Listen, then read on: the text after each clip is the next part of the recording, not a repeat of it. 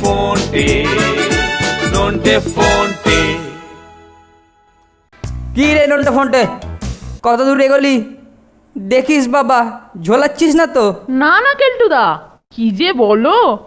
আরে আমরা যদি ঠিকঠাক শেখাই, তুমি স্যারের কাছে কি একবারও আমাদের নাম করবে না? আর তাতেই তো আমাদের ভালোই হবে, বলো? হ্যাঁ হ্যাঁ, সে তো নিশ্চয়ই। তোরা ঠিকঠাক শেখালে আমি স্যারকে তোদের নামে কত ভালো কথা বলবো।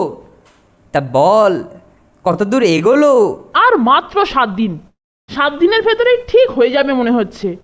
কি জলদি যে পাখিটা সবকিছু শিখে নিচ্ছে, তুমি ভাবতেই পারবে না। তুমি নিশ্চিন্তে যাও। বলছিস তাহলে? শুনে একটু নিশ্চিন্ত হলাম, এই আর কি।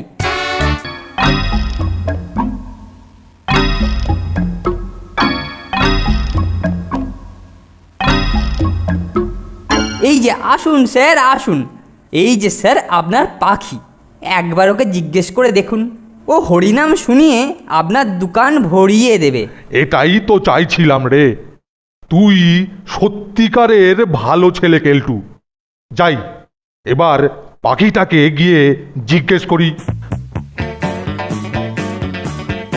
বলো তো পাখি, রাধা কৃষ্ণ বলো, বলো, বলো তো পাখি, রাধা কৃষ্ণ বলো, বল বলছি।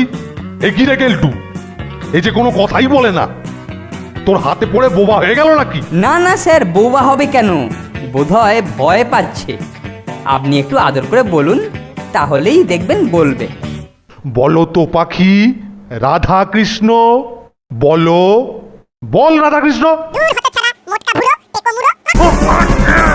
ওরে বাবা রে, ওরে বাবা রে, ওরে বাবা, ওরে আমার সঙ্গে চচ্চুরি, হ্যাঁ আমার সঙ্গে চচ্চুরি। সব জানটা মর্গটা কোথায় গেল? হ্যাঁ কোথায় গেল? ডান্ডা দিয়ে আজ আমি হতচ্ছড়াকে ঠান্ডা করে ছাড়বো। ওরে বাবা রে।